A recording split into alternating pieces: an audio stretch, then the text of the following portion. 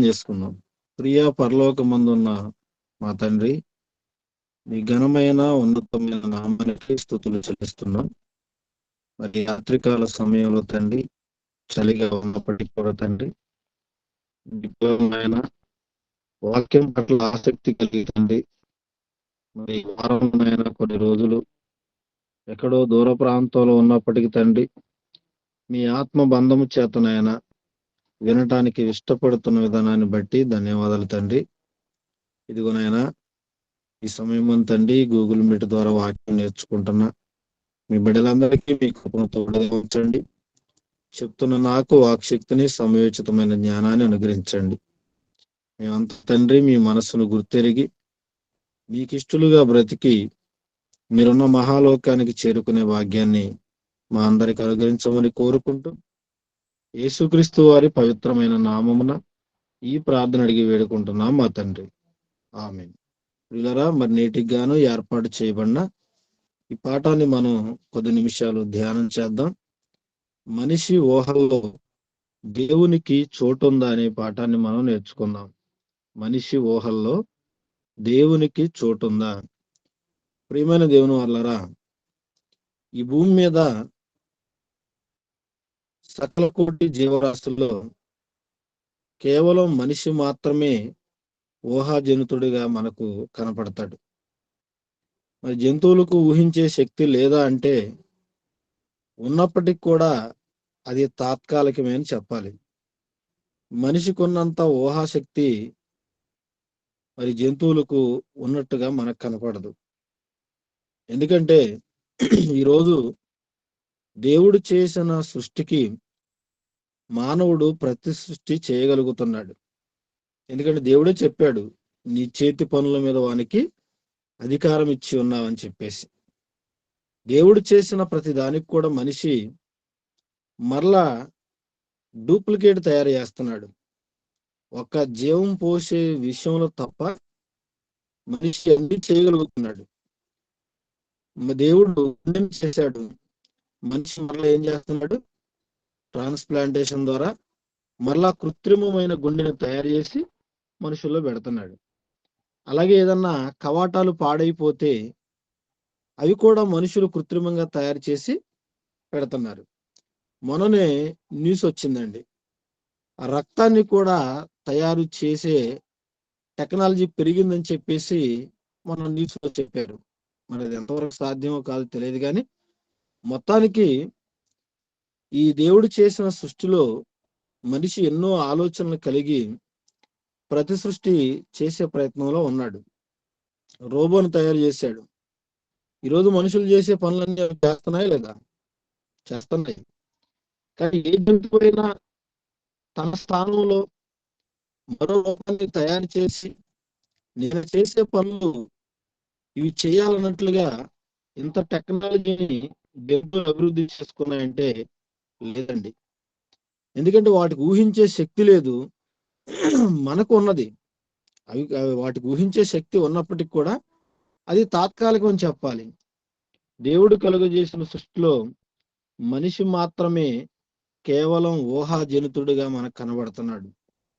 ఊహించే శక్తి కలిగిన వాడిగా కనపడుతున్నాడు.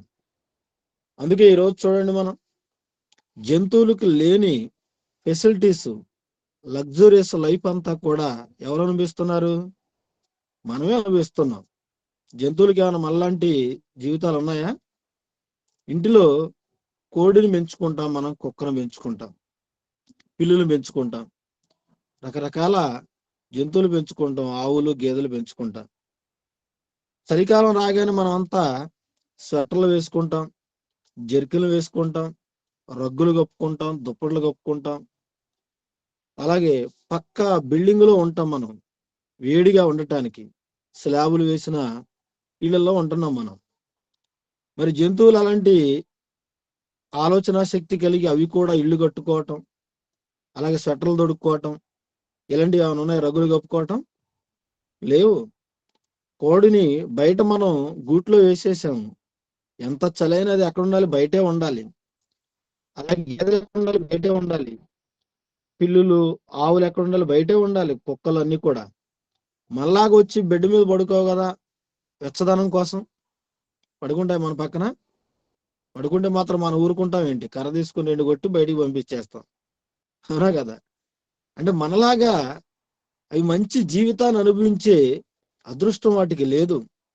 అవి ఎండైనా, చలైనా, వర్షమైనా బయటే ఉండాలి. మరి మనం పక్కా ఇళ్ళు కట్టుకొని ఏం చేస్తున్నాం? చక్కగా మంచి సరంబి వేసిన ఇళ్లలో మనం జీవిస్తూ ఉన్నాం, బ్రతుకుతున్నాం. అలాగే మనకు బట్టలు కావాలి, బంగారం కావాలి, ఆహారం కావాలి, వస్తువులు కావాలి, ఏమండి, ఫ్రిడ్జ్ కావాలి, ఏసీ కావాలి, కూలర్ కావాలి, కారు కావాలి. ఇవన్నీ ఆలోచనలు కలిగి ఉన్నావా లేదా? కలిగి ఉన్నాం. మరి ఏ జంతువు అయినా కారు కొనుక్కుందా? అండ్ ఏసీ పెట్టుకున్నాయా? ఎండాకాలమైన ఆ కోడి ఆ చీకటి కొట్టంలోనే ఉండాలి, చీకటి గదిలోనే. అదేంటి ఇంత ఒక్కబోస్తుంది కదా, నా జీవితం అంతా వాళ్ళకి అంకితం చేశాను, నేను పెట్టిన గుడ్లన్నీ వాళ్ళే తింటున్నారు, నా పిల్లలను కూడా వాళ్ళే తింటున్నారు, చీ బతుకెందుకు నాకు అవమానం అని చెప్పేసి ఆర్టీసీ బస్ కింద తలబెట్టి ఏ కూడా ఆత్మహత్య చేసుకోవడం మనం చూసామండి? లేదు కదండి. అయినా సరే అది మన కోసమే భరిస్తూ ఉంటది. ఏమండి, గేదెను బలవంతంగా పాలు తాగేటప్పుడు దాని దూడను లాగేస్తాం మనం తాడుగట్టి. అది నా దగ్గరకు వస్తాడు కదా గిన్నె పట్టుకుని పాల కోసం, వీడు అంతు చూస్తానని చెప్పేసి ఏ రోజు ఆయన గేదె తన్నిందా? లేదు కదండి. అంటే మరలా నా దూడను, నా బిడ్డను తాగనిస్తాడని ఒక చిన్న నమ్మకంతో అది బ్రతుకుతూ ఉంది. అలా లేకపోతే అసలు గేదె బలం ఎంత, మన బలం ఎంత? నువ్వు మెడలో వేసి చిన్న తాడుకు అది లోబడి ఉంటుంది అనుకున్నావా? సునామీ వచ్చినప్పుడు గొలుసులు కూడా తెంచుకొని పారిపోయాయి గేదెలు. దాని బలం ఎంత, మన బలం ఎంత? కానీ దేవుడు మనకు లోపరిచాడు వాటిని. అందుకే దేవుని మాటకు లోబడి అవన్నీ కూడా బ్రతుకుతున్నాయి. లేకపోతే మనం ఏదో వాటి మీద పెత్తనం చలాయిస్తున్నామని కాదు. మనం అరిస్తే అవి లోబడతాయి. అండి, గేటు ముందుకు రాగానే కుక్క గట్టిగా అరుచుకుంటూ వెళ్ళిపోద్ది. స్నూపి నోరు మూసుకొని రా అంటాడు యజమాని. తోకాడించుకుంటూ వెనక తిరిగి వచ్చిందా లేదా? వస్తుంది. ఎందుకు వస్తుంది? దేవుడు మనకిచ్చిన ఆధిక్యత అది. వాటికి లేని జీవితం దేవుడు మనకిచ్చాడు. మనది గొప్ప జీవితం. అందుకే అన్ని జంతువుల కంటే కూడా ఇది శ్రేష్టమైన జీవితం. ఆదాము కాలినడక నడిచాడు. అతనితో పాటు జంతువులన్నీ కూడా కాలినడకనే నడిచాయి. ఆదాము ఆ తర్వాత రాను రాని కాలంలో మానవులు అభివృద్ధి చెందారు, కానీ జంతువులు అలాగే ఉన్నాయి. కాలినడక నడిచిన ఆదాము తర్వాత సంతానం ఏం చేశారు? కాళ్ళకు చెప్పులు తయారు చేసుకున్నారు. ఇప్పుడు చెప్పుల్లో ఎన్ని రకాలు వచ్చాయి చెప్పండి? ఎన్ని రకాలు వచ్చాయి? వాటి పేర్లు కూడా మనకు తెలియదు కదండి. ఏమంటే చెప్పులు అనుకుంటాం, షూస్ బూట్లు అనుకుంటాం, శాండిల్స్ అంటారు, హీల్స్ అంటారు, ఇంకా పేర్లు మాకు తెలియదు. షాపుకి వెళ్ళిపోతే ఎన్ని రకాలు ఉన్నాయి చెప్పండి? ఎన్ని రకాలు ఉన్నాయి చెప్పండి? మరి ఏ జంతువైనా చెప్పులు తయారు చేసుకుని నడవడం మనం చూసామా? ఆదాము భూమి మీద నడిచాడు, జంతువులు భూమి మీద నడిచి. ఆ తర్వాత మనిషి సైకిల్ తొక్కాడు, స్కూటర్ తొక్కాడు, బైక్ తోలాడు, ఆటో, ఏమండి, కారు, బస్సు, రైలు, విమానం, చివరికి రాకెట్ వెళ్ళి అంతరిక్షంలోనికి వెళ్ళిపోయాడా లేదా? మరి ఏ జంతువైనా ఇలాంటి టెక్నాలజీ తయారు చేసుకుందా? ఉదయాన్నే మనం స్నానం చేసి డ్యూటీకి వెళుతూ ఉంటాం. చక్కగా మంచి బట్టలు దొరుకుని ఐరన్ ఇన్స్టర్ట్ చేసుకొని, రేబాన్ కళ్ళజోడు పెట్టుకొని, ఒక క్యాబ్ పెట్టుకొని, పల్సర్ బైక్ వేసుకొని అలా తోలుకుంటూ వెళ్ళిపోతాం. మళ్ళీ ముందు వెళ్ళనిచ్చి మన ఇంట్లో కుక్క కూడా మరో పల్సర్ వేసుకుని మన పక్కన వచ్చింది అనుకోండి, ఏమనుకుంటాం మనం? నా బతుకు జడ బొత్తిగా దీంతో సమానం అయిపోయానని చెప్పి బాధపడతాం లేదా? బాధపడతాం. అందుకే దేవుడు వాటిని నీ పాదాల కింద ఉంచాడు. నీ మాట వినేటట్లుగా, నీకు సేవ చేసేటట్లుగా చేశాడు తప్ప వాటిని నీ మీద పెత్తనం చేయడానికి వాటికి అధికారం లేదు. మనం పెత్తనందారులు సృష్టిలో, మనం రాజులం, ఏలికలం. అదే కదా ఆదికాండం 1వ అధ్యాయంలో అన్నాడు, మీరన్నిటినీ ఏలండి అని చెప్పాడు కదా. ఏలండి అంటే భూజంతువులను, ఆకాశ పక్షులను, సమస్త జీవరాశిని కూడా మీరు ఏలాలనే అధికారం దేవుడు మనకిచ్చాడు. అవన్నీ మనకు లోబడాలి. ఊహించే శక్తి నీకే ఇచ్చాడు. అందుకే ఈరోజు మనిషి గొప్పవాడిగా కనపడుతున్నాడు. గొప్పవాడి కనపడుతున్నాడు. ఏంటి, గేదె గడ్డే తినాలి, కానీ నువ్వు ఎన్ని రకాల వెరైటీలు తింటున్నావు. ఒక చికెన్లోనే ఎన్నో రకాల వెరైటీలు, మటన్లో ఎన్నో రకాల వెరైటీలు, ఫిష్లో ఎన్నో రకాల వెరైటీలు, కొత్త కొత్త వంటకాలు. మన భారతదేశంలో మనకు తెలిసిన వంటకాలు కొన్ని, విదేశాలకు వెళ్ళిపోతే ఎన్ని పేర్లు ఉన్నాయి. అలాగే మీ ప్రాంతానికి మా ప్రాంతానికి వంటలు తేడా ఉంటాయి, పేర్లతో రకరకాలు ఉంటాయి. అవన్నీ అందరికి తెలుసా? తెలియదు కదండి. ఒక్కో ప్రాంతానికి ఒక్కొక్క రుచి, ఒక్కొక్క వంట. కానీ గేదె ఎక్కడికి వెళ్ళినా గ్రీన్ గ్రాస్, పచ్చగడ్డి తినాల్సిందే, ఎండుగడ్డి తినాల్సిందే. ఆ గడ్డిలో బిర్యానీలు, పలావులు, దమ్ బిర్యానీలు ఏమి ఉండవు, వాటికి ఆ రుచులు ఏమి ఉండవు. చూసారా? కానీ మనకు సేవ చేస్తుంది. వాటికి ఊహించే శక్తి లేదు ఏమండి. ఆ గేదె ఈనిన తర్వాత దాని దూడ రోడ్డు మీద పరుగెత్తు అలా కింద పడుతూ లేస్తూ, కింద పడుతూ లేస్తూ పరుగెత్తూ ఉంటది అండి. ఆ గేదె ఎస్కార్ట్ గా వెనకాల ఏమైనా వచ్చిందా? లేదు. కానీ మన బిడ్డ నడవటానికి తప్పటడుగులు వేసేటప్పుడు, ఆ వాకర్లోనో 3 చక్రాల బండిని ఇలా పట్టుకుని నడుస్తున్నప్పుడు పక్కనే తల్లో తండ్రో ఎవరో ఎస్కార్ట్ ఉంటారా? ఉంటారు. అంటే పడిపోతారు అన్న ఆలోచన, పడితే లేపాలన్న ఆలోచన ఎవరికి ఉంది? మనుషులుగా మనకుంది. మరేదో ఒక గేదెకుందా? లేదు కదండి. అంటే వాటికి లేని ఆలోచన శక్తి ఎవరికి ఉంది? మన దేవుడు ఇచ్చాడు. ఊహించే శక్తి దేవుడు ఇచ్చాడు. ఒకప్పుడు సింగిల్ గా ఉన్నప్పుడు మనం ఎక్కడో పార్కులోనో, కారు దగ్గర ఎక్కడో మంచి ఫోటో తీసుకొని ఆ పర్సులో పెట్టుకునేవాళ్ళు. ఒకప్పుడు అందరూ జేబుల్లో పర్సులు మెయింటైన్ చేసేవాళ్ళు కదా. ఇప్పుడు పర్సులు అంతా మోట్ అయిపోయినాయి. పర్సులు పెద్దగా వాడేవాళ్ళు ఎవరు లేరు. అర్థమైందా? ఒకవేళ ఆ కాలంలో పెళ్ళైతే భార్య ఇప్పుడు ఇద్దరు కలిసిన ఫోటో ఉండేది. ఎక్కడో ప్రయాణం ఉన్నప్పుడు చూసుకుంటా ఉండాడు. ఓహా, నా భార్య ఏం చేస్తుందో, నా కలల రాణి ఏం చేస్తుందో అని చెప్పేసి ఊహించుకునేవాడు ప్రయాణంలో ఉన్నా కూడా. ఆ తర్వాత పిల్లలు పుట్టారనుకోండి, టోటల్ గా ఫ్యామిలీ పిక్చర్ వచ్చేది ఆ పర్సులోకి, ఫోటోలు పెట్టుకునేవాళ్ళు. ఇప్పుడు ఆ పర్సు తీసి పక్కన పడేశారు. అందరికి సెల్ ఫోన్ వచ్చిందా? అలా లాక్ స్క్రీన్ ఓపెన్ చేయగానే ఏం కనపడాలి? టోటల్ గా ఫ్యామిలీ పిక్చర్ అంతా కనపడాలి. అర్థమైందా? చూసుకుంటాం, అబ్బా నా పిల్లలు ఏం చేస్తున్నారు, నా భార్య ఏం చేస్తుందో అనే ఆలోచన, ఊహించే శక్తి ఉంది అందరికి. ఒకవేళ ఆ ఫోన్లో ఛార్జింగ్ అయిపోతే మనం చూసుకోవాలి ఆ ఫోటోని. ఫోన్లో ఛార్జింగ్ అయిపోతే ఆ ఫోటోను మనం చూడగలమా? ఫోన్ పాడైపోయింది, చూడగలమా? లేదు కదండి. అంటే మన ఆలోచన కాస్త పరిమితి ఉంది. నిత్యము చూసుకునే యోగ్యత లేదు మనకి. కానీ దేవుడు మన పట్ల ఎన్ని ఆలోచనలు, ఎన్ని ఊహలు కలిగి మన రూపాన్ని నిత్యము మరిచిపోకుండా ఉండటానికి ఆయన ఎక్కడ పెట్టుకున్నాడో మన ఫోటోలను ఒక్కసారి చూడగలిగితే చూద్దాం. యెషయా గ్రంథము 49వ అధ్యాయము 14, 15, 16 వచనాలు చూద్దాం అండి. అయితే సీయోను, యెహోవా నన్ను విడిచిపెట్టి ఉన్నాడు, ప్రభువు నన్ను మరచిన్నాడని అనుకొనుచున్నది. శ్రీ తన గర్భమున పుట్టిన బిడ్డను కరుణింపకుండా తన చంటి పిల్లను మరచునా?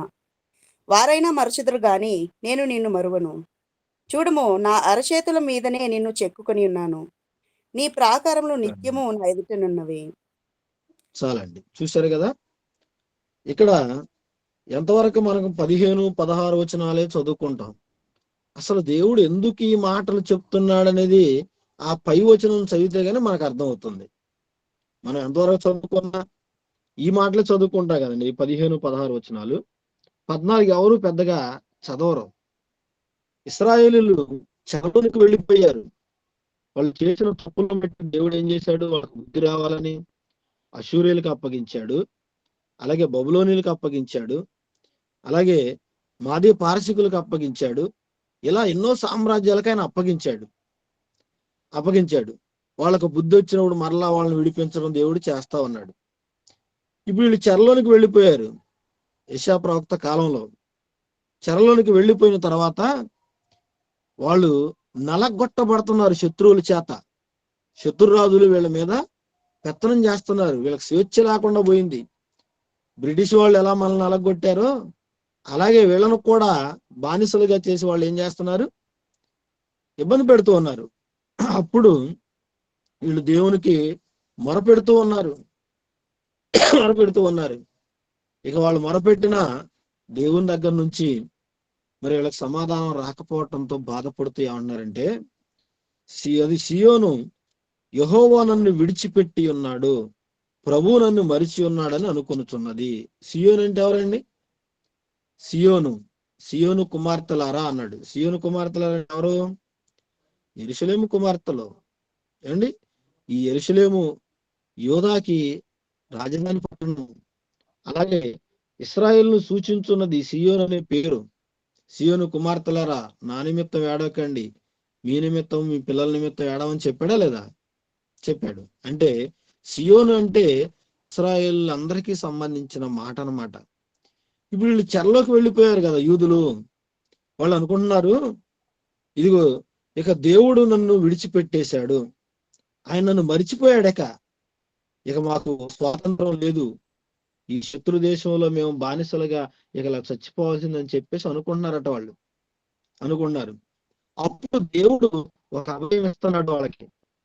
ఏంటి ఆ అభయం అంటే, నేను విడిచిపెట్టాను, మర్చిపోయానని మీరు బాధపడుతున్నారు కదా, మీకు ఆ దిగులు బాధ అవసరం లేదు. ఎందుకంటే స్త్రీ తన గర్భమును పుట్టిన బిడ్డను కరుణింపకుండా మరిచిపోతుందా? ఏమండి, చంటి పిల్లలను తల్లులు మరిచిపోతారా? మర్చిపోతారు.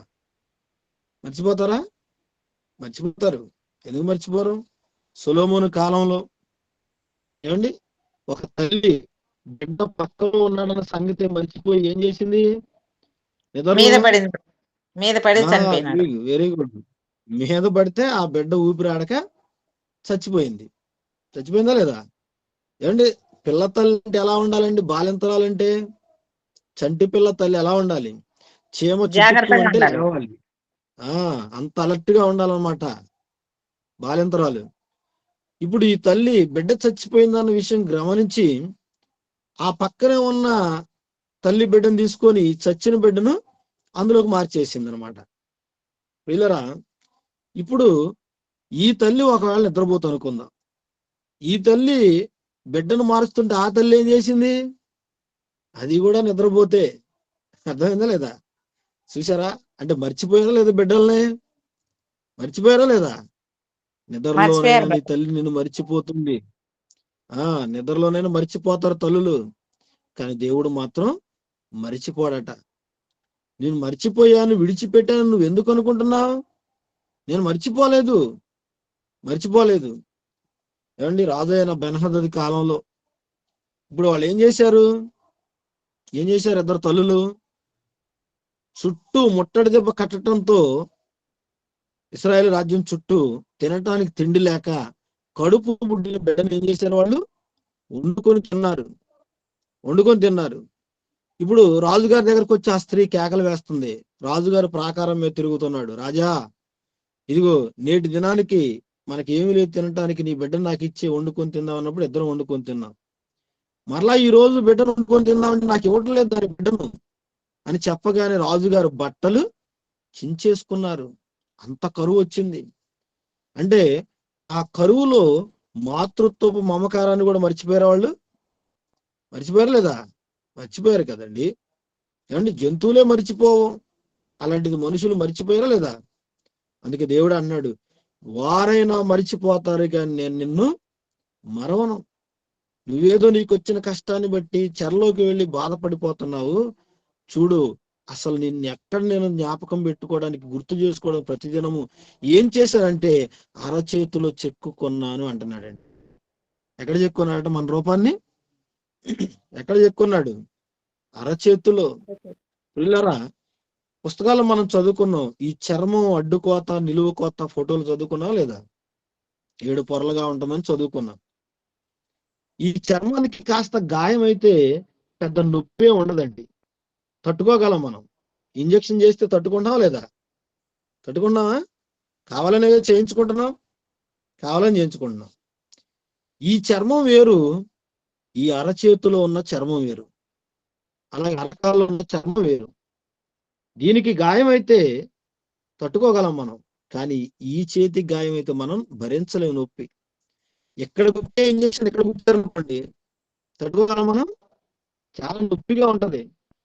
అలాంటిది 800 కోట్ల పైచిలకు రూపాలు, లేదా ఆదాం మొదలుకొని ఏమంటే ఎప్పటి వరకు పుట్టిన వాళ్ళందరి రూపాలు ఆయన ఎక్కడ చెప్పుకున్నాడట? అరచేతులు చెప్పుకున్నాడటండి. ఏమండి మీరు పిల్లల్ని కన్నారు కదా తల్లిదండ్రులు, రేపు మీ పిల్లల రూపాన్ని ఒకసారి కూర్చోబెట్టి చెక్కుని అరచేతులు చెక్కగలరా? ఏమండి చెక్కుగలమా? అంత ప్రేమ ఉంది ఏంటి మనకి? లేదు కదా.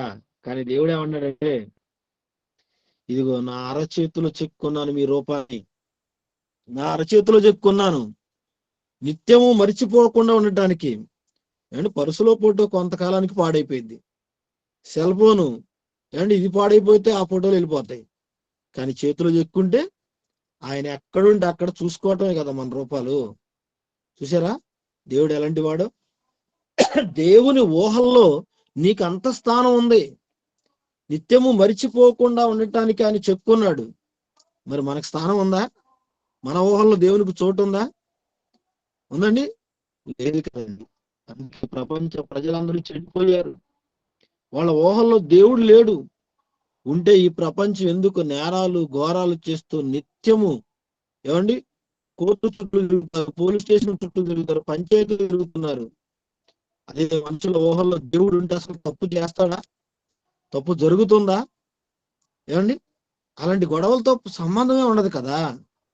కానీ మనిషి స్వార్థపరుడై దేవుణ్ణి ఊహల్లో ఉంచుకోక తన స్వార్థం చూసుకుంటూ నిత్యము నేరాలు ఘోరాలకు పాల్పడుతున్నాడు. ఈ మనిషి పాల్పడుతున్నాడు. ఆయన నిన్ను తన ఊహల్లో ఎంతగా ఊహించుకున్నాడు, నువ్వు ఆయన నీ ఊహల్లో ఎంతగా ఉంచుకున్నావు? అసలు ఏ మనిషి హృదయంలోనే దేవునికి చోటు ఉందంటారా? ఉందంటారా? లేదు కదండి. లేదు కాబట్టి ఆయన ఏం చేస్తున్నాడు? తలుపు నొద్ద నిలుచుండి ఏం చేస్తున్నాడు? తట్టుచున్నాడు. ఇదిగో తలుపు నొద్ద నిలుచుండి నేను తట్టుచున్నాను. ఎవరు ఆయన హృదయంలో చోటిచ్చేదని వెతుకుతూ ఉన్నాడు ఆయన నిత్యము కూడా. కానీ ఎవరూ లేరటండి. ఆయన ఊహల్లో లేడు అనటానికి ఎలా చెప్పగలం అంటే ఒక మాట చూద్దామండి. హోషేయ గ్రంథము 4వ అధ్యాయం ప్రారంభం నుంచి చదువుదాం. ఇశ్రాయేలీయులారా, ఇశ్రాయేలురా, యెహోవా మాట ఆలకించుడి. సత్యమును ఆలకించండి. కనికరమును దేవుని గూర్చిన జ్ఞానమును దేశమందు లేకపోవట చూచి యెహోవా దేశ నివాసులతో వ్యాజ్యమాడుచున్నాడు. అబద్ధ సాక్ష్యములు పలుకుటయు, అబద్ధమాడుటయు, హత్య చేయుటయు, దొంగిలించుటయు, వ్యభిచరించుటయు వాడుకయ్యెను.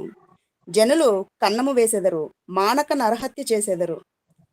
చాలా కాబట్టి చూశారు కదా వీళ్ళరా, ఇవన్నీ మరలా చదవండి మీరు.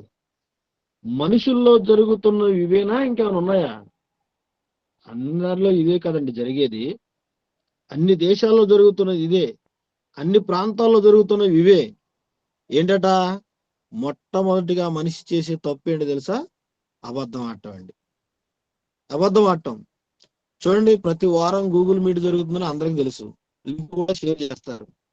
ఎందుకంటే మీరు ఈరోజు హాజరు అవ్వలేదంటే ఏదో ఒక చిన్న అబద్ధం కారణం చెప్తారు కదా అండి. మనిషి అంత సింపుల్ గా దేవుడి గురించి తప్పిపోతాడు చెప్తున్నాడు. అబద్ధం. అదే మనం గత పాఠంలో నేర్చుకున్నాం, తప్పితే గాని తప్పిదని తెలియదని. ముందు మనిషి దేనిలో తప్పిపోతున్నాడు? యాకోబు పత్రిక 3:2 చదువుకున్నాం కదా. ఎవడైనను మాట యందు తప్పని ఎడలా అన్నాడు. అంటే ముందు మనుషులు ఎందులో తప్పిపోతున్నారు? మాట, అబద్ధం. అబద్ధం అదే అన్నాడు. ఈ మనుషులందరూ ఎలా ఉన్నారంటే ఈ అబద్ధం ఆడటం, అబద్ధ సాక్ష్యం చెప్పటం, హత్య చేయటం, దొంగతనం చేయటం, వ్యభిచారం చేయటం మనుషులకి ఏమైందట? వాడుక. వాడుకంటే అర్థం ఏంటి? వాడుకంటే అలవాటు. మనుషులందరికీ ఈజీగా మంచినీళ్ళ ప్రాయంలాగా అన్ని పనులు చేసేస్తున్నారు. మంచినీళ్ళు ఎంత ఈజీగా తాగుతాం మనం, అలాగే అబద్ధం ఆడటం అంత ఈజీగా ఆడుతున్నాం. అంటే అబద్ధ సాక్ష్యం చెప్పటం, దొంగతనం చేయటం, ఇవన్నీ కూడా మనుషులకి అలవాటు అయిపోయాట. అందుకే దేవుడు దేశ నివాసులతో ఏం చేస్తున్నాడు? గొడవ పడుతున్నాడు, వ్యాజ్యం ఆడుతున్నాడు. ఏంటి నా గురించి మీకు తెలియదా? నేను పరిశుద్ధులై ఉన్న ప్రకారం మీరు కూడా పరిశుద్ధులుగా ఉండవలసిన వారే ఉండగా మీలో ఏంటి కార్యాలని చెప్పేసి దేవుడు బాధపడుతూ రాయిస్తున్నాడండి. ఏమన్నాట? మీలో అబద్ధాలు ఉన్నాయి, అబద్ధ సాక్ష్యాలు ఉన్నాయి, ఏమండి దొంగతనాలు ఉన్నాయి, నరహత్యలు ఉన్నాయి, వ్యభిచారం ఉంది, ఏమండి కన్నం వేయటం, ఇవన్నీ మనుషులకు వాడుకైందట. మనుషులకు మంచినీళ్ళు తాగడం అలవాటు, భోజనం చేయటం అలవాటు, బట్టలు కట్టుకోవడం అలవాటు. ఏమంటే దీనికి బదులుగా మనుషులకి ఏం అలవాటైంది? ఇదిగో ఈ పనులన్నీ చేయటం అలవాటైందట. అందుకే దేవుడు వాళ్ళ హృదయాల్లో నేను లేనని బాధపడుతూ ఏమంటున్నాడు చూడండి. యెషయా గ్రంథము 29వ అధ్యాయము 13వ వచనం చూడండి. ప్రభు ఎందుకు సెలవిచ్చుచున్నాడు, ఇలా సెలవిచ్చున్నాడు, ఈ ప్రజలు నోటి మాటతో నా యొద్దకు వచ్చుచున్నారు, పెదవులతో నన్ను గణపరచుచున్నారు గాని తమ హృదయమును నాకు దూరముగా చేసుకొని ఉన్నారు. చూసారా? వారు నా ఎడల చూపు భయభక్తులు మానవుల విధులను బట్టి వారు నేర్చుకొనినవి కాగా. ఈరోజు క్రైస్తవ సమాజంలో జరుగుతున్నవన్నీ కూడా మానవ విధులను బట్టి నేర్చుకున్నవా, దేవుడు చెప్పగా చేస్తున్నారా? ఏమంటే మనుషులు చేసే ఫాలో అవుతున్నారు, దేవుడు చెప్పినవి చేయటం లేదు. చూడండి, ఈరోజు క్రిస్మస్ పండుగ, ఏమంటే నెలంతా కూడా క్రిస్మస్ సంబరాలు. దానికి ముందు సెమీ క్రిస్మస్ జరుగుతుంది. క్రికెట్ లో కనుక ఫైనల్, సెమీఫైనల్, క్వార్టర్ ఫైనల్ చూసారా? అలాగే ఇక్కడ కూడా ఏం చేస్తున్నారు? సెమీ క్రిస్మస్ అట. అంటే మన పుట్టినరోజు ఒకరోజు చేసుకుంటామా, నెలంతా చేసుకుంటామా? చెప్పండి, ఎన్ని రోజులు చేస్తాం? ఒకరోజు చేస్తాం. మన పుట్టినరోజు కూడా సెమీ బర్త్డే ఏమైనా ఉంటుందా? ఏముండదు. ఆ ఒక్కరోజు ఖర్చుకే మనం భయపడి పుట్టినరోజు చేసుకోవట్లేదు కదా ఒకసారి. అలాంటిది నెలంతా మిమ్మల్ని కూర్చోబెట్టి ఆ ఊరు పిలిచి ఈ ఊరు పిలిచి కేకులు కోయించారనుకోండి, కటింగ్ చేయించారనుకోండి, వచ్చే సంవత్సరం మీరు పుట్టినరోజు అంటే ఎవరికి చెప్పకుండా ఏమంటే ఆ నెల రోజులు కనబడకుండా వెళ్ళిపోతారు. ఎందుకంటే పగలంతా కేకులు కోయిస్తా ఉంటే, రాత్రులంతా కేకులు కోయిస్తా ఉంటే మీకు మనశ్శాంతి ఉంటుందా? ఒరే, నాకు ఈ పుట్టినరోజు చేయకపోయినా అవసరం లేదు, నేనేం చెప్పానో చేయండి చాలంటారు. దేవుడు కూడా అంతేనండి. ఆయన చెప్పింది చేయమన్నాడా? ఆయన పుట్టినరోజు చేయమన్నాడా? పుట్టాడు, పోనీ అందరిలాగా పుట్టినరోజు చేద్దామంటే ఒకరోజు చేద్దాం, ఇన్ని రోజులు ఎందుకు? ఏంటివి? మానవుల విధులను బట్టి వారు నేర్చుకొని అన్నాడు. మంచిదే, యేసుక్రీస్తు పుట్టాడు, ఆనందపడదాం అందరం కూడా. ఏదో ఒకరోజు చేసుకుందాం, ఇన్ని రోజులు ఎందుకండి? మళ్ళా ఇందులో చిన్నపిల్లల క్రిస్మస్, అలాగే ముసలి వాళ్ళ వృద్ధుల క్రిస్మస్, అలాగే ఉద్యోగస్తుల క్రిస్మస్, ఆడవాళ్ళ క్రిస్మస్, ఏంటి ఎన్ని రకాల క్రిస్మస్లు అని చెప్పండి. ఎన్ని రకాలు చూస్తున్నారా లేదా? ఇవన్నీ కూడా జరుగుతున్నాయి కదా. ఏమండి, దేవుడు బాధపడుతున్నాడు మనం చేసే పనులను బట్టి. అందుకే ఈ క్రిస్మస్ రోజు ఎంతమంది కనపడతారు చూడండి చర్చిల్లో. ఆ రోజు చర్చికి వచ్చిన వాళ్ళందరూ ఏమంటారు? ఈ చర్చి సరిపోవటం లేదు, ఎక్స్టెన్షన్ చేయాలి, దీన్ని పడవేసి కొత్తది కట్టాలి. ఆ రోజు కనపడతారు భక్తులందరూ. మరలా తెల్లవారితే ఎప్పుడు వెళ్ళి ఆ 10 మందే కనపడతారు. చూసారా? వీళ్ళు ఎలాంటి వాళ్ళు దేవుడు చెబుతున్నాడు. ఈ ప్రజలు నోటి మాటతో నా యొద్దకు వచ్చేవాళ్ళు, పెదవులతో నన్ను గణపరిచేవాళ్ళు ఏదో పండగ రోజు వచ్చి, కానీ వాళ్ళు గణపరిచినంత ఘనత వాళ్ళ ఊహల్లో నాకు లేదు అంటున్నాడు. ఏమండి, మన పిల్లలను ఎంత ప్రేమిస్తాం చెప్పండి? మన పిల్లల్ని ఎంత ప్రేమిస్తాం? నా బంగారం, నా కొండ, నా వరాల మూట అని అంటాం. ఈ పెదవులతో ఎంత ప్రేమ కనపరుస్తామో చేతల్లో కూడా వాళ్ళ మీద చూపిస్తామా లేదా? చూపిస్తాం వాళ్ళ మీద. ఎందుకంటే అక్కడ అబద్ధం ఆడం మన పిల్లల విషయంలో. మరి మన పిల్లల విషయంలో నువ్వు ఏదైతే పలుకుతున్నావో అది ప్రేమగా కార్యాల రూపంలో చూపిస్తావు. మరి దేవుడి దగ్గరకు వచ్చి నోటితో ఇష్టానుసారంగా పలుకుతున్నావు కదా, ఎప్పుడైనా దేవుని మీద అలాంటి ప్రేమను కుమ్మరించావా? చూపించారండి? లేదండి. దేవానికి 1,000,000 స్తోత్రాలు అంటారు. ఏమండి, 1,000,000 సార్లు దేవుడు దేవుడు అని రాయగలరా? స్తోత్రం అని నోటి మాటే కదండి. దేవునికి మనం ఏమి ఇస్తున్నాం చెప్పండి? మన నుంచి ఏమి కోరుకోలేదు ఆయన. హృదయంలో చోటు ఇస్తే చాలనుకుంటున్నాడు ఆయన. నీ హృదయంలో నీ భార్యకు చోటు ఉంటుంది, తల్లిదండ్రులకు చోటు ఉంటుంది, అన్నదమ్ములకు చోటు ఉంటుంది, అక్క చెల్లెలకు చోటు ఉంటుంది, పిల్లలకు చోటు ఉంటుంది, ఉద్యోగానికి కూడా చోటు ఉంటుంది. అందుకే టెన్షన్గా వెళ్ళిపోతున్నారు లేదా? వ్యాపారాలకు చోటు ఉంది, దేవునికి మాత్రం చోటు లేదట. అందుకే దేవుడు బాధపడుతూ అంటున్నాడు, ఈ ప్రజలు నోటి మాటతో నా యొద్దకు వస్తున్నారు, పెదవులతో నన్ను కనపరుస్తున్నారు, కానీ వాళ్ళు నోటితో పలికినంత, పెదవులతో పలికినంత ఏమండి వాళ్ళ హృదయంలో నాకు చోటు లేదు.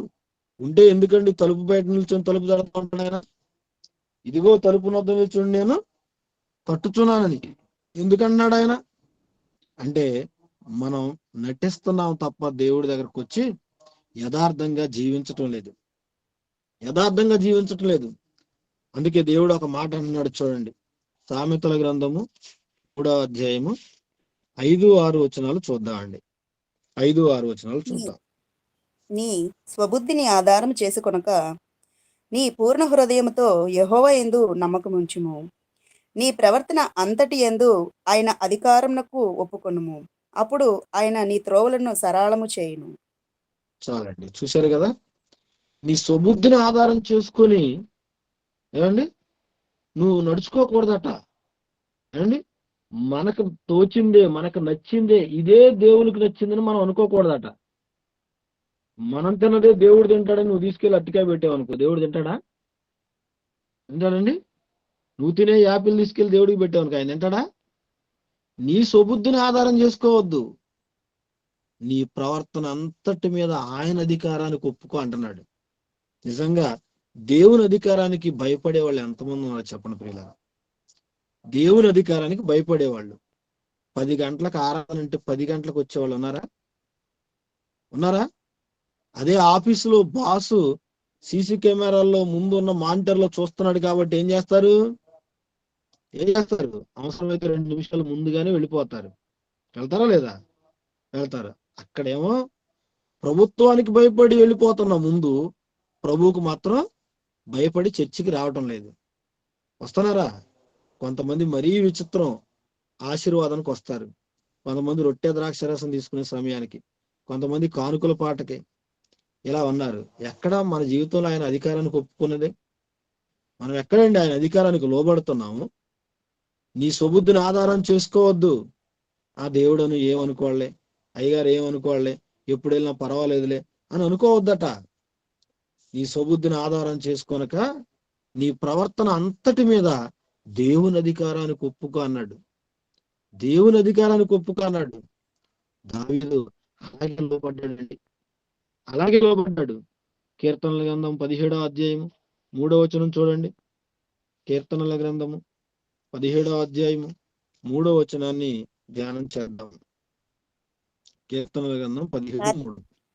రాత్రి వేళ రాత్రివేళ నీవు నన్ను దర్శించి నా హృదయమును పరిశీలించితివి, నన్ను పరిశోధించితివి. నీకు ఏ దురాలోచనయు కానరాలేదు. నోటి మాట చేత నేను అతిక్రమింపను, మనుషుల కార్యముల. చాలండి, చూశారు కదా? దావీదు గారు హృదయాన్ని దేవుడు తొంగి చూశాడట. దావీదు హృదయంలో ఏ దురాలోచన లేదటండి. ప్రియులారా, మరి మన హృదయంలోనికి తొంగి చూస్తే దేవుడు, మన హృదయం తొంగి చూస్తే, ఇలా చదువుకున్నాం కదా, అబద్ధం ఆడటం, అబద్ధ సాక్ష్యం చెప్పటం, దొంగతనం చేయటం, వ్యభిచారం చేయటం. ఏమండి, వ్యభిచారం అనగానే అందరూ శారీరకంగా చేస్తారనుకోకండి, మానసికంగా. ఏమండి, మోహపు చూపులు చూసేవాళ్ళు ఉన్నారా లేదా? ఉన్నారు. ఇవన్నీ కూడా మనలో ఉంటాయి, అన్ని మనలో, మన హృదయంలో ఉంటాయి. కానీ దావీదు హృదయంలో ఏ దురాలోచన లేదటండి, ఏ దురాలోచన లేదట. మరి అదేంటండి, ఆయన బత్షెబాతో పాపం చేశాడు కదంటే అది అప్పటికే, అది ఒక్కసారే. ఆ తర్వాత ఆయన ఏ దురాలోచన పెట్టుకోలేదు. దావీదు జీవితం అంతా ఒకే ఒక్క తప్పు చేశాడు. ఆ తప్పు ఏంటంటే ఆ ఊరియాని చంపించడం ఒక్కటే ఆయన చేసిన తప్పు. ఆ తర్వాత దావీదు హృదయం ఎంత స్వచ్ఛంగా ఉందంటే, దేవుడు వచ్చి దావీదు హృదయాన్ని తొంగి చూసినప్పుడు ఏ దురాలోచన లేదట, ఏ దురాలోచన లేదు. నోటి మాట చేత నేను అతిక్రమం చేయలేదు అంటున్నాడు. మనం నోరు తెరిస్తే అతిక్రమాలేనా? అతిక్రమం అబద్ధం ఆడుతున్నాం అంటే అతిక్రమమే కదా, అతిక్రమిస్తున్నాం. అందుకే మన హృదయాల్లో ఇవన్నీ ఉన్నాయి. దేవుడు ప్రతి రాత్రి అందరి దగ్గరికి వచ్చి వాళ్ళ హృదయంలో తొంగి చూసి వెళ్ళిపోతాడు. దావీదు గారి హృదయంలోనికి కాదు, మన హృదయాలను కూడా తొంగి చూస్తాడు ఆయన. చూస్తాడా చూడ్డా? చూస్తాడు. హాస్పిటల్లో డాక్టర్ రాత్రి వేళ ఇంటికి వెళ్లే ముందు ఆ పేషెంట్ల దగ్గర అందరికి రౌండ్స్కి వస్తాడండి. వస్తాడు, వచ్చి ఏం చేస్తాడు, ఇదిగో పలానా పేషెంట్కి క్యాన్లా పెట్టండి, టాబ్లెట్ ఇవ్వండి అని చెప్పేసి, ఏమి సెలైన్ పెట్టండి అని చెప్పేసి చెప్పి వెళ్ళిపోతాడు. దేవుడు కూడా అలాగే. డాక్టర్ అయినా ఒకవేళ అర్జెంట్ పని ఉంటే ఇంటి దగ్గర నుంచి ఫోన్ వస్తే పేషెంట్ సందర్శించకుండా వెళ్ళిపోతాడు, కానీ దేవుడు మాత్రం ప్రతిరోజు అందరి దగ్గరికి రౌండ్ వేస్తాడండి. రాత్రి చూశాడు, ఈయన హృదయంలో నాకు చోట్లేదు, ఈయన హృదయంలో నాకు చోట్లేదు, ఈమె హృదయంలో నాకు చోట్లేదని నిరాశతో వెనక్కి తిరిగి వెళ్ళిపోతున్నాడు. అదే ఆయన చెప్పేది, ఇదిగో తలుపు నొద్ద నిల్చుండి నేను తట్టుచున్నాను అని. అర్థమైందా? రోజు వచ్చి మన హృదయాన్ని తట్టి వెళ్ళిపోతున్నాడు. కానీ ప్రతి మనిషి హృదయం అంధకారం అట, అగాధం అట, ఆయనకు చోటు లేదు. అందుకే బాధపడుతున్నాడండి. ఆయన బాధపడుతున్నాడు. ప్రియులారా, ఎవరైతే ఆయన ప్రేమిస్తారో వాళ్ళే హృదయంలో చోటిస్తారు ఆయనకి. అర్థమైందా? ఎవరైతే ప్రేమిస్తారో వాళ్ళే చోటిస్తారు.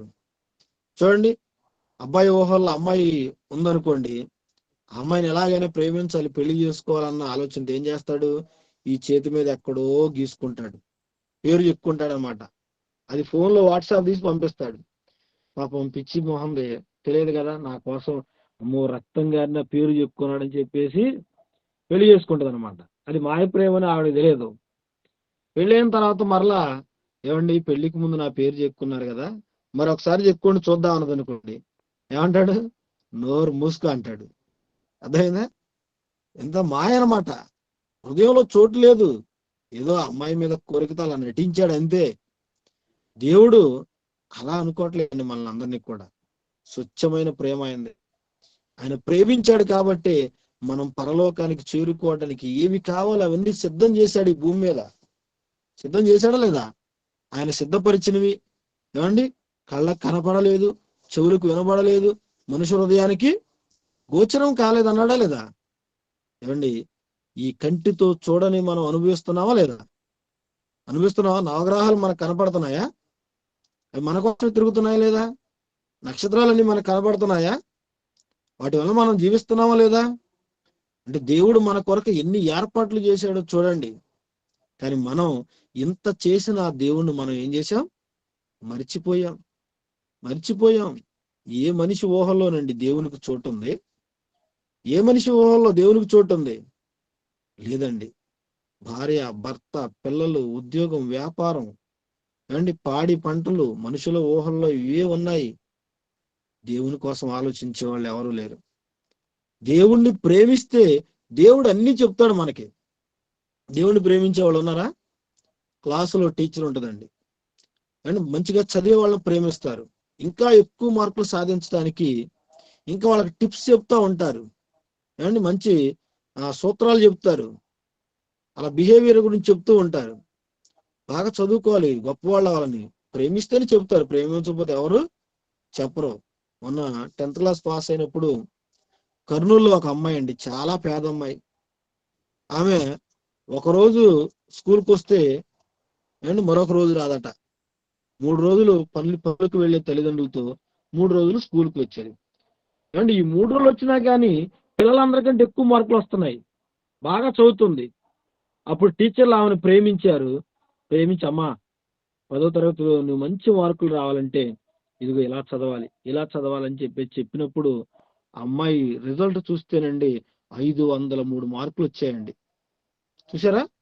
రెగ్యులర్ గా వెళ్ళే వాళ్ళకి రాలేదు. ప్రేమిస్తేనని చెప్తారు. అలాగే దేవుడు కూడా మనల్ని ప్రేమించి మనకు పరలోకం వెళ్ళటానికి ఎలా ఉంటే వెళతాం అనేది దేవుడు కూడా చెప్తాడండి. దేవుడు కూడా చెప్తాడు. చూడండి, మార్క్స్ వార్త 10వ అధ్యాయం 17వ వచనం చూద్దామండి. ఆయన బయలుదేరి మార్గంన పోవచుండగా ఒకడు 10వ అధ్యాయం ఎత్తుకొని 17వ వచ్చి ఆయన ఎదుట మోకాలుని వచనం. నేనేమి మోకాలుని సద్బోధకుడా, నిత్య జీవనకు వారసునగుటకు నేనేమి చేయదునని ఆయన అడిగాను. యేసు, నన్ను సత్పురుషుడని ఎలా చెప్పుచున్నావు? దేవుడు ఒక్కడే గాని మరి ఎవడునూ సత్పురుషుడు కాడు. నరహత్య చేయవద్దు, వ్యభిచరింపవద్దు, దొంగిలవద్దు, అబద్ధ సాక్ష్యము పలుకవద్దు, మోసపుచ్చవద్దు, నీ తల్లిదండ్రులను సన్మానింపుము అను ఆజ్ఞలు నీకు తెలియను గదా అని అతనితో చెప్పాను. అందుకతడు, బోధకుడా, బాల్యం నుండి ఇవన్నీ అనుసరించుచునే ఉంటిని అని చెప్పాను. యేసు అతన్ని చూచి అతన్ని ప్రేమించి, నీకొకటి కొదుగానున్నది, నీవు వెళ్ళి నీకు కలిగినవన్నీ అమ్మి బీదలకిమ్ము, పరలోకమందు నీకు ధనము కలుగును, నీవు వచ్చి నన్ను వెంబడించమని చెప్పెను. అతడు చాలండి. మిగుల ఆస్తి చూసారా? గలవాడు గనుక చాలండి. ప్రియులారా, యేసుక్రీస్తు వారు మార్గమును బయలుదేరి వెళ్ళిపోతున్నాడు. వెళ్ళిపోతున్నప్పుడు ఏం జరిగిందంట? ఒకడు పరుగెత్తుకుని వచ్చాడట. పరుగెత్తుకుని ఎందుకు వచ్చాడు? ఆయనతో ఫోటో దిగుదామని, సెల్ఫీ దిగుదామనా? కాదండి. రాజమార్గంలో మోకాళ్ళు వేశాడట. ఏమండి, కనీసం మనం ఇంట్లోనైనా మోకాళ్ళు వేసి ప్రార్థన చేస్తున్నావా? బాగా తిన్న తర్వాత ఏసయ్యా అని చెప్పేసి నిద్రపోతాం.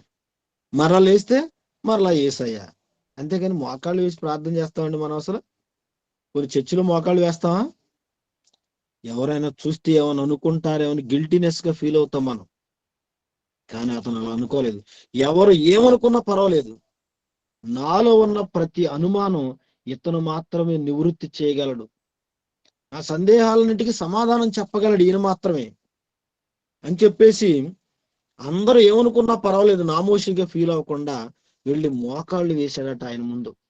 మోకాళ్ళు వేసి ఏమన్నాడు? బోధకుడా, నిత్య జీవానికి వారసుని అవ్వాలంటే నేనేం చేయాలి అంటున్నాడు. నిత్య జీవం అంటే ఏంటండి? పరలోకానికి వెళ్ళాలంటే నేను ఏం చేయాలని అడుగుతున్నాడు.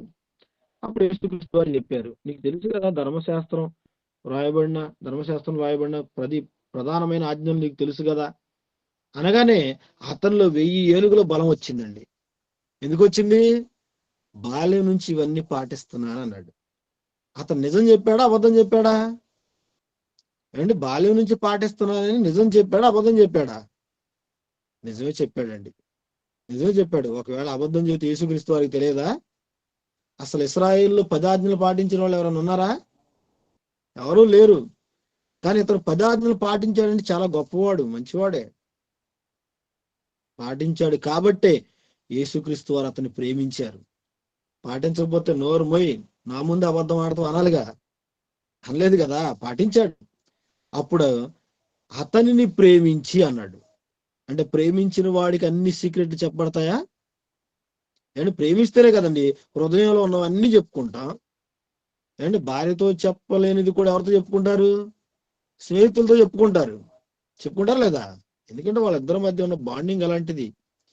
ప్రేమిస్తేనే అన్ని రహస్యాలు చెప్పుకుంటారన్నమాట. యేసుక్రీస్తు అతను ప్రేమించాడు. ఇప్పుడు అమ్మాయికి ఎక్కువ మార్కులు రావడానికి టీచర్లు ఎలా ప్రేమించి చెప్పారో విన్నాం కదా. అలాగే ఇతను కూడా ప్రేమించి నీకు ఒక్కటి కొదువుగా ఉన్నది. ఆ ఒక్కటి ఏంటంటే నీకున్న ఆస్తి మొత్తం అమ్మేసి నువ్వు వచ్చి నన్ను వెంబడించు, అప్పుడు నీకు పరలోకంలో ఆస్తి కలుగుతుంది అన్నాడు. అంటే ఇప్పుడు అతని ఊహల్లో దేవునికి చోటు ఉంది అని అనుకున్నాం. మన 10 ఆజ్ఞలు పాటిస్తున్నాడు కాబట్టి నిజంగా అతని ఊహల్లో దేవునికి చోటు ఉంటే ఏమనుకోవాలి? అబ్బా, మంచి అవకాశం వచ్చింది, పోతే పోయింది ఆస్తి, దేవుని దగ్గరికి నేను వెళ్ళిపోతానని చెప్పేసి అమ్మాలా వద్దా? ఉందా? దేవునికి చోటు ఉందా అతని హృదయంలో? ఆజ్ఞలు అంటే పాటించే కదండి. దొంగతనం చేస్తే పోలీసులు పట్టుకుంటారు, దొంగతనం చేయకుండా ఉంటే ఇతనికే మేలు కదా. వ్యభిచారం చేస్తే ఎయిడ్స్ వస్తుంది, చేయకుండా ఉంటే ఇతనికే ఆరోగ్యం ఉంటుంది కదా. ఇవన్నీ తనకు ప్రయోజనకరమైనవి. మరి దేవునికి ఏంటి ఉపయోగం? అందుకే దేవుణ్ణి ప్రేమించాలంటే నేను చెప్పింది చెయ్యి అన్నాడు. కానీ నిజంగా దేవుణ్ణి ఊహల్లో ఉంచుకుంటే ఏం చేస్తాడు అతను? అమ్మయ్య, ఇంతకాలానికి నాలో ఉన్న అనుమానానికి సమాధానం దొరికిందని చెప్పేసి సంతోషంగా వెళ్ళి అమ్మి యేసుక్రీస్తుని వెంబడించాలా వద్దా? వెంబడించాలి. కానీ వద్దనుకొని వెళ్ళిపోతున్నాడంటే అతని ఊహల్లో దేవునికి చోటు ఉందా, ఆస్తికి చోటు ఉందా? ఎవరికి చోటు ఉంది? ఆస్తికే ప్రాధాన్యత ఇచ్చారు, దేవునికి చోటు లేదు. అందుకే దానికి కంటిన్యూషన్ గా కింద చెప్తున్నాను అనమాట. ధనవంతుడు దేవుని రాజ్యంలో ప్రవేశించడం కంటే ఒంటె సూది బెజ్జంలో దూరుట సులభం అన్నాడు. అర్థమైందా? అంటే ఇప్పుడు అతను దేన్ని ప్రేమించాడు? ఏది ఉంది తన ఊహల్లో? దేవుని కంటే ఎక్కువగా తన ఊహల్లో ఆస్తి ఉంది తప్ప దేవుడు లేడు. అందుకే సమాజానికి కనపడే నీతి మనం చేయకూడదు, సమాజానికి కనపడి చేయకూడదు. శాస్త్రుల నీతి కంటే పరిశీలన నీతి కంటే మీ నీతి ఎలా ఉండాలన్నాడు? అధికము కావాలన్నాడు. లేకపోతే మీరు పరలోకం వెళ్ళలేరు. శాస్త్రుల పరిశీలన నీతి ఎలా ఉంటది? శాస్త్రుల పరిశీలన నీతి ఎలా ఉంటది? లూకాసు వార్త 18వ అధ్యాయం. తామే నీతిమంతులమని తమ్మును నమ్ముకొని ఇతరులను తృణీకరించు కొందరితో ఆయన ఈ ఉపమానం చెప్పెను. ప్రార్థన చేయటక ఇద్దరు మనుషులు దేవాలయంకు వెళ్ళిరి. వారిలో ఒకడు పరిసేయుడు, ఒకడు సుంకరి. పరిసేయుడు నిలబడి, దేవా, నేను చోరులను, అన్యాయస్తులను, వ్యభిచారులనైనా ఇతర మనుషుల వలెనైనను ఈ సుంకరి వలెనైనను ఉండునందుకు నీకు కృతజ్ఞతాస్తుతులు చెల్లించుచున్నాను. వారంనకు 2 మార్లు ఉపవాసము చేయుచు నా సంపాదన అంతటిలో 10వ వంతు చెల్లించుచున్నానని తనలో తాను ప్రార్థించుచుండెను. అయితే సుంకరి దూరంగా నిల్చుండి ఆకాశం వైపు ఈ శాస్త్రుల పరిశీలన నీతి ఎలా ఉంటుందో చెప్తున్నాడు అనమాట. తామే నీతిమంతులు అనుకొని ఇతరులను తృణీకరించు కొందరితో. అంటే ప్రతి వారు ఎలా ఉన్నారంటే, నేనే నీతిమంతుణ్ణి, నేనే భక్తుణ్ణి. ఆ పక్కన ఉన్న వాళ్ళు ఎప్పుడు తక్కువ అంచనా వేస్తా ఉంటారు. నిన్ను వల్ల నీ పొరుగు వారిని ప్రేమించాలని దేవుడు చెప్తే వాళ్ళు కూడా నాలాంటి మనస్తత్వం కలిగి ఉన్నారు, నాలాంటి భక్తి కలిగి ఉన్నారని అనుకోరట. మనుషులు ఎలా ఉన్నారట? వాళ్ళు నాకంటే తక్కువ, వాళ్ళు అనీతిమంతులు, నేనే నీతిమంతుణ్ణి, వాళ్ళు భక్తిహీనులు, నేను భక్తి పరుణ్ణి అని అనుకుంటారన్నమాట. ఎప్పుడు ఇతరులను తక్కువ అంచనా వేసి మాట్లాడుతూ ఉంటారు. ఇది ఎవరి నీతి? శాస్త్రులు పరిశీలన నీతి. పరిసయుడు ప్రార్థన చేయడానికి వెళ్ళిపోయాడట. ప్రార్థన చేయడానికి వెళ్ళిపోయాడు, సరాసరికి దేవాలయానికి వెళ్ళిపోయాడు. వెళ్ళి ఏమైనా ప్రార్థన చేస్తున్నాడు? దేవా అంటున్నాడు. ఏమండి, దేవా అని డైరెక్ట్ గా దేవుణ్ణి పిలిస్తే ఏమండి అది మర్యాద అంటారా? మర్యాద అంటారా? ప్రతి మనిషికి పేరు ఉంటది, అలాగే ఒక హోదా ఉంటది. ప్రతి సందర్భంలో కూడా పేరును బట్టి పిలవరు, అతని హోదాను బట్టో మర్యాద పూర్వకంగా గౌరవ సూచకంగా మాట్లాడతారు. ఇప్పుడు మనం ప్రార్థన చేసేటప్పుడు ఏమని ప్రార్థన చేస్తున్నాం? పరలోకమందున మా తండ్రి అంటారు ఒకరు, కృపగలిగిన తండ్రి అంటారు ఒకరు, సర్వశక్తి దేవ అంటాడు, మిక్కిలిగా ప్రేమించిన తండ్రి అంటారు. రకరకాలుగా చేస్తున్నావా లేదా? ఏంటో ఒక జిల్లా కలెక్టర్ ఉంటాడు, కలెక్టర్ బయటికి రా అన్నారు అనుకోండి, ఏమంటారు? కలెక్టర్ గారు ముందాన్ని మూసేయండి అంటాడు. ముఖ్యమంత్రి దగ్గరికి వెళ్ళి ముఖ్యమంత్రి బయట అంటే ఊరుకుంటాడా? ఊరుకోడు. ఇప్పుడు దేవా అని అంటే ఎలా ఉంటుంది చెప్పండి? ప్రియులారా, నేను చోరులను, అన్యాయస్తులను, విచారులైన ఇతర మనుషులను ఉండనందుకు, కనీసం ఈ సుంకర్లాగా ఉండనందుకు నీ కృతజ్ఞతలు అన్నాడు. వీడు అనుకున్నాడు కదా, నాకు దేవుని ఊహల్లో చోటు ఉంది, నేనే నీతిమంతుణ్ణి, ఇది ఆ సుంకరి పాపి, ఇది వాడికి నాకు అసలు సంబంధం ఏంటి, అసలు నేను దేవుడికి ఎంత చేస్తున్నానో తెలుసా అని చెప్పేసి అంటున్నాడండి. వీడు చేసే దేవునికి తెలియదా? తెలుసు కదా. ఏమండి, అక్కడ కంపేర్ చేస్తూ మాట్లాడుతున్నాడు. ఇతర మనుషుల వలెనైనా ఉండనందుకు నీ మట్టుకు నీవు భక్తిపరుడుగా ఉండు, భక్తిగా ఉండు, మంచిదే. కానీ ఆయన మంచివాడు కాదు, ఈవిడ మంచిది కాదు అని చెప్పామనుకోండి, దేవుడు అస్సలు ఊరుకోడండి. అర్థమైందా? దేవుడు అస్సలు ఊరుకోడు. మోషే మంచివాడే, కానీ మోషే ఏమన్నాడు? ఇశ్రాయేల్ అందరినీ ద్రోహులారా అన్నాడు. దేవుని కోపం వచ్చి, నా పిల్లలను ద్రోహులారా అంటావా? నీవెవరు అంటారు? నీకేం అధికారం ఉంది? నువ్వు కానాను దేశంలో అడుగు పెట్టవు అన్నాడు. వెళ్ళాడా కానాను దేశానికి మోషే? వెళ్ళలేదు. దేవుని పిల్లలను మనం తృణీకరించకూడదు. ఇప్పుడు సుంకరి దేవుని కుమారుడు కాదా? కుమారుడే, కానీ తెలియదు అతనికి. ఇప్పుడు ఇతను గొప్పలు చెప్పుకున్నాడు ఇతని గురించి. ఇది శాస్త్రులు పరిశీలన నీతి. ఇందాక ఎవరో సిస్టర్ గారు అన్నారు, సోపులోను పుదీనాలోను 10వ వంతు ఇస్తున్నారని. మనం చెప్పిన మాట వెరీ గుడ్ అండి. అది వాళ్ళ నీతి అనమాట. ఇదిగో ఇవన్నీ వాళ్ళు గొప్ప కోసం చెప్పుకుంటూ ఉంటారు, గొప్ప కోసం చేస్తూ ఉంటారు.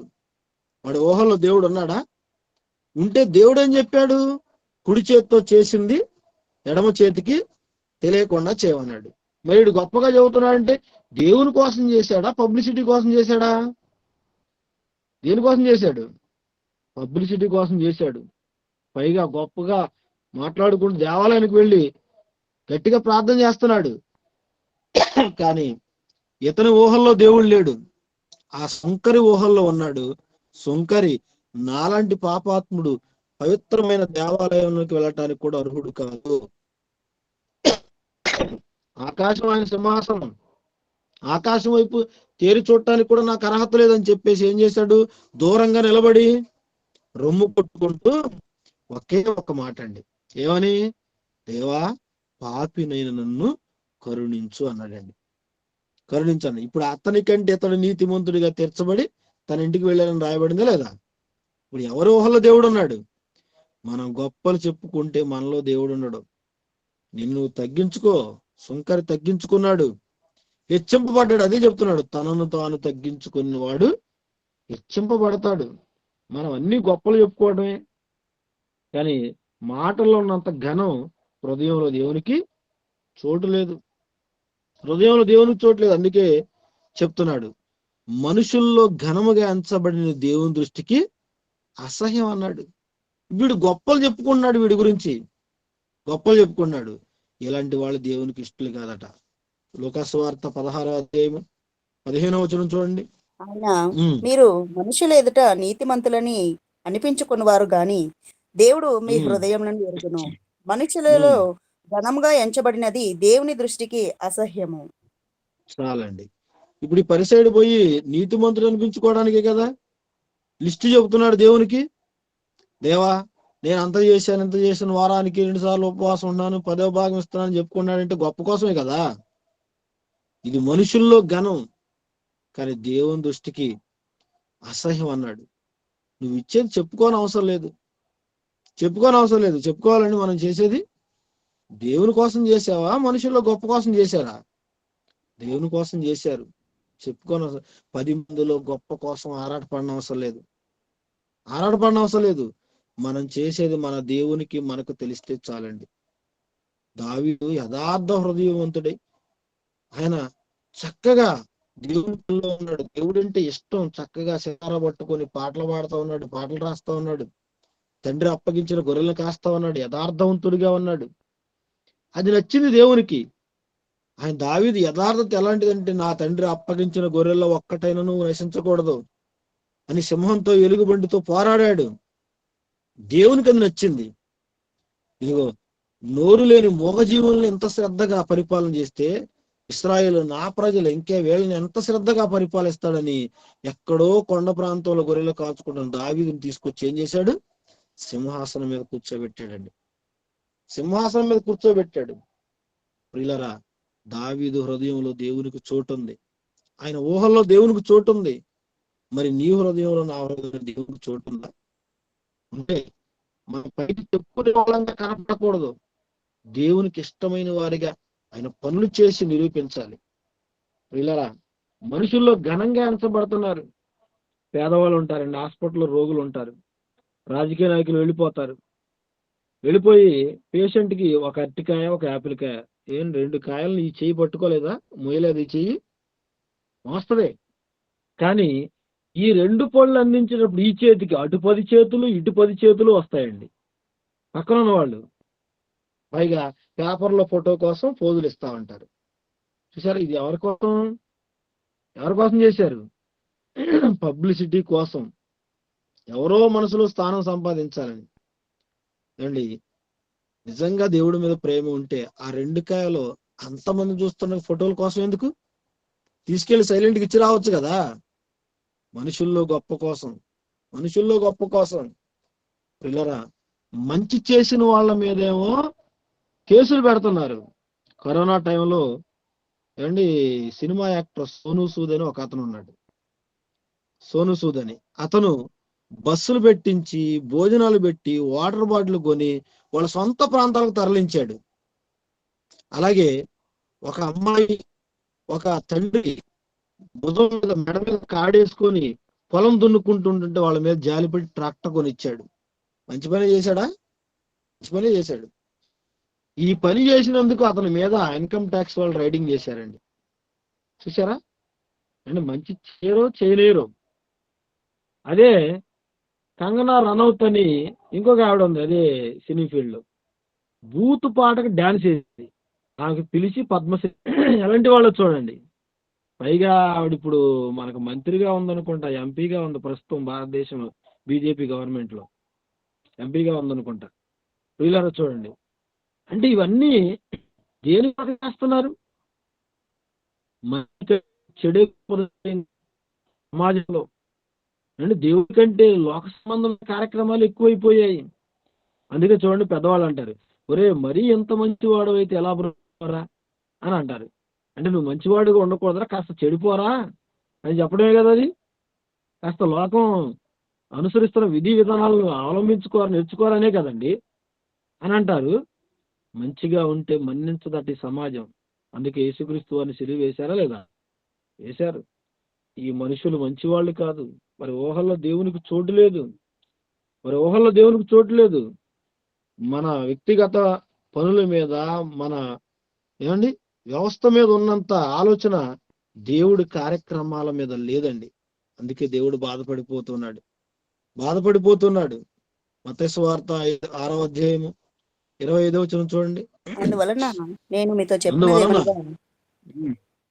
చెప్పినదేమనగా ఏమి తిందుమో ఏమి త్రాగుదమో అని మీ ప్రాణమును గూర్చి అయినను, ఏమి ధరించుకుందుమో అని మీ దేహమును గూర్చి అయినను చింతింపకుడి. ఆహారము కంటే ప్రాణమును, వస్త్రము కంటే దేహమును గొప్పవి కావా? చాలండి. చూశారు కదా, ఈ మనుషుల ఊహ ఎలా ఉందట? ఉదయం లేచిన దగ్గర నుంచి, లేదా రేపు పొద్దున నువ్వేంటి టిఫిన్ చేయాలా లేదా? చేయాలి. ఇప్పుడు భోజనం చేస్తున్నప్పుడే, రాత్రి డిన్నర్ చేస్తున్నప్పుడు ఒక్కొక్కడు అడుగుతా ఉంటాడు, ఏమమ్మా రేపు ఏం టిఫిన్ చేస్తున్నావు అని చెప్పేసి. అంటే వీడి ఊహల్లో రేపు తినబోయే దాని గురించి ఆలోచన ఉందా లేదా? ఉందండి. అందుకే మనుషుల ఆలోచన ఎలా ఉంటుందో, మనుషుల ఊహలు ఎలా ఉంటాయో చెప్తున్నాడు. ఎలా ఉంటాయట? ఏమి తిందుమో ఏమి త్రాగుదుమో. అండి రేపొద్దున ఏ రెస్టారెంట్కి వెళ్ళాలి, ఏ హోటల్కి వెళ్ళాలి, ఏ వెరైటీ తినాలి అన్న ఆలోచన ఉందా లేదా మనుషులకి?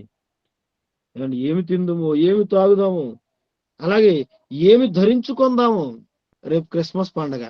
క్రిస్మస్కి ఏ డ్రెస్ ఆర్డర్ పెట్టాలి, ఏ శారీ ఆర్డర్ పెట్టాలి, ఏమండి వీటి గురించి మన ఊహలో చోటు ఉందా లేదా? ఏమండి దేవుణ్ణి ఎలా ఆరాధించాలి, దేవుణ్ణి ఎలా సంతోష పెట్టాలన్న ఆలోచన ఉందా? లేదండి. మరి క్రిస్మస్ రోజున ఏ వంటకం వండుకోవాలి అనే ఆలోచన ఉంటుందా లేదా? ఉంటదే. అందుకే దేవుడు చెప్తున్నాడు, వాళ్ళ మనసుల్లో నేను లేను. తినే తిండికి, కట్టుకునే బట్టకి, త్రాగే నీరుకి ఉన్న ఆలోచన నా మీద లేదని బాధపడిపోతున్నాడు ఆయన. ఫిలిప్పీ పత్రిక 3వ అధ్యాయము 19వ వచనం చూడండి.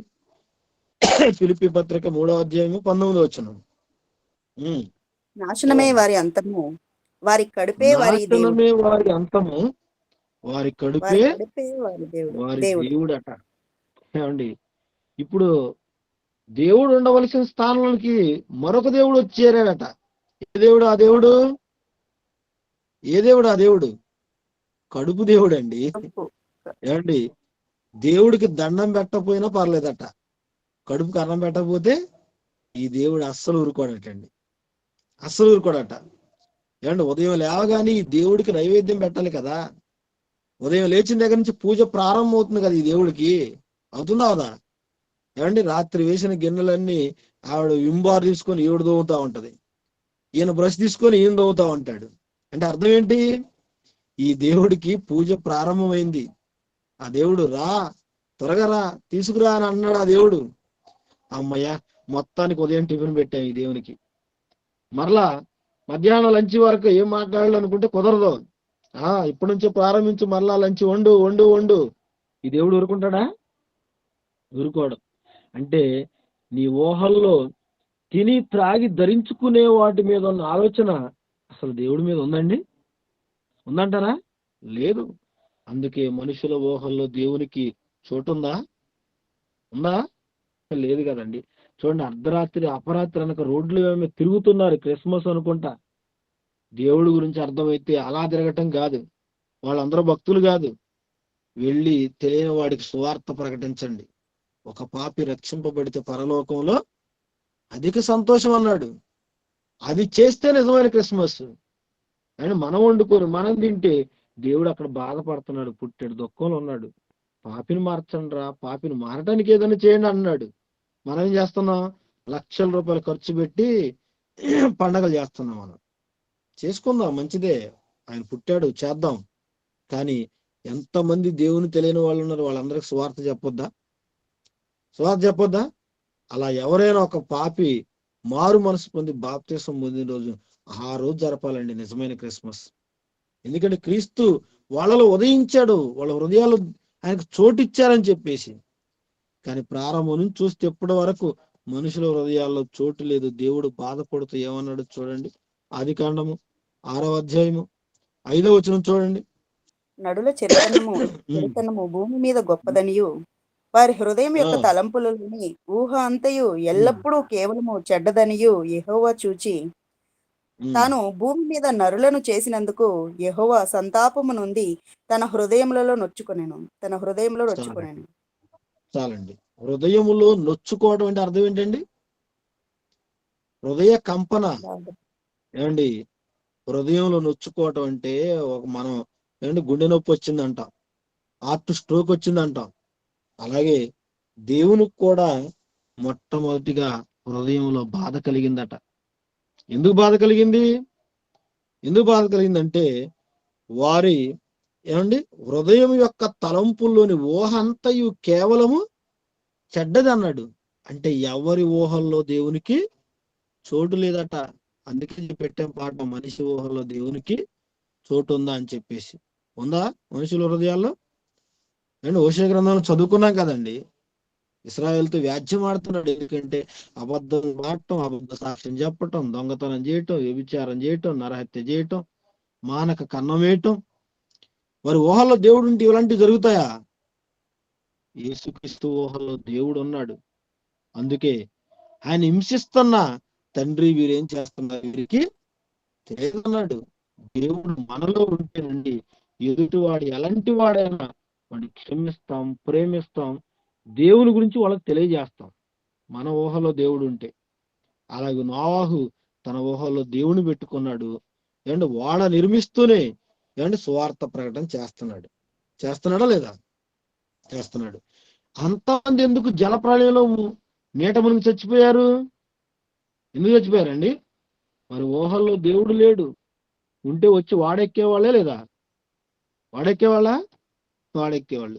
ఏమంటే జలప్రళయం వచ్చి అందరినీ కొట్టుకుని పోయేంత వరకు వాళ్ళ పరిస్థితి ఎలా ఉందట?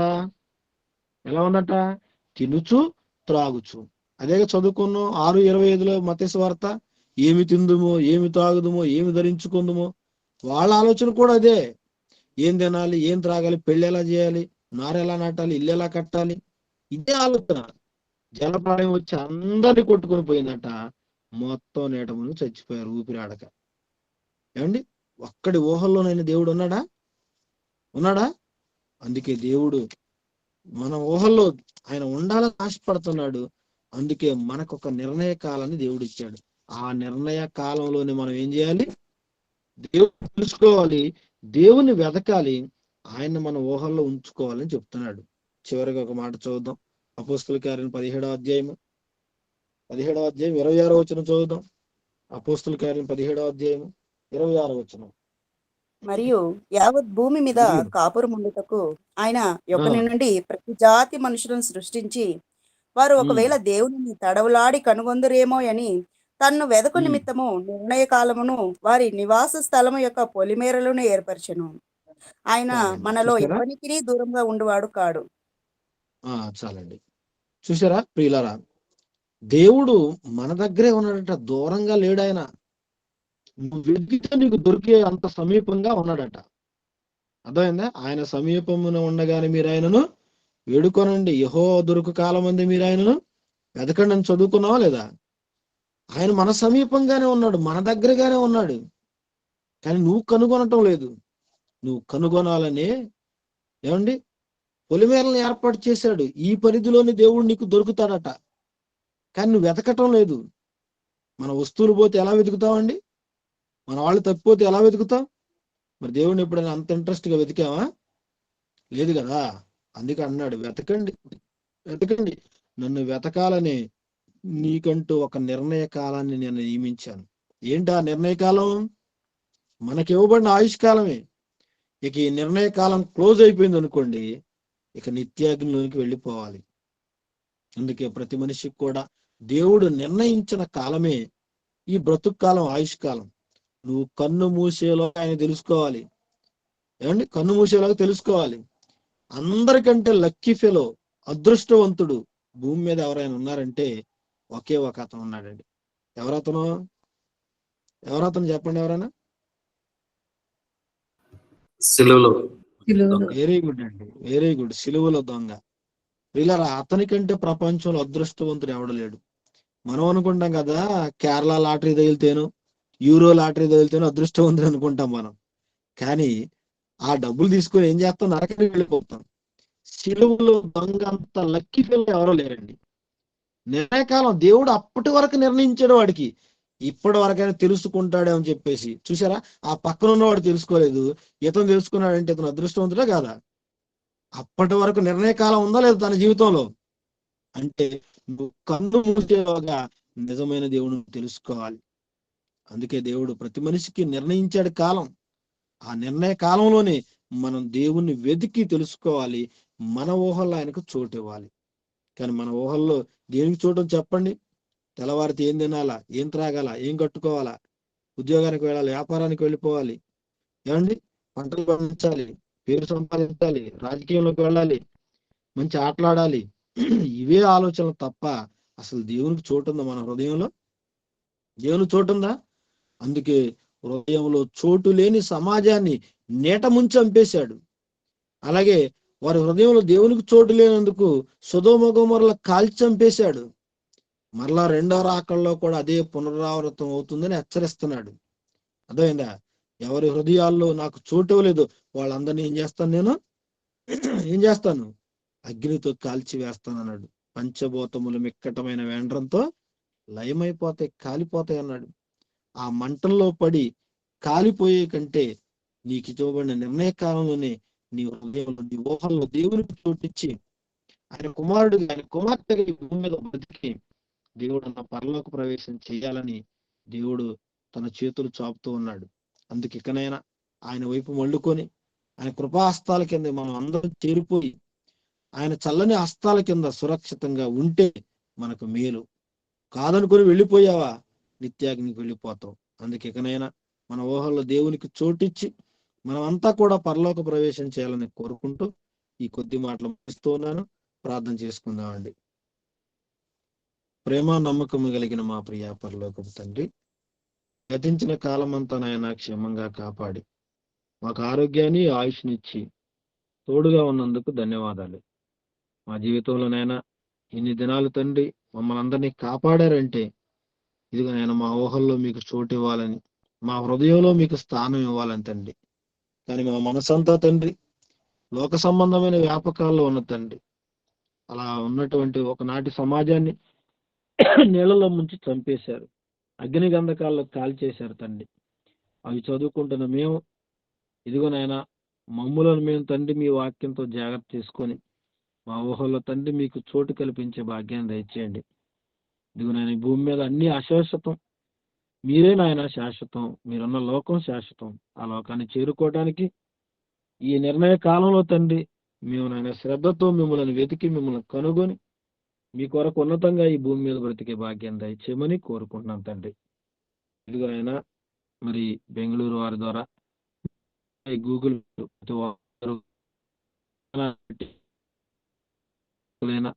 కుమారులను జ్ఞాపకం చేసుకోనండి. అలాగే సహకారాలుగా ఇచ్చిన సంఘమంతటిని జ్ఞాపకం చేసుకోనండి.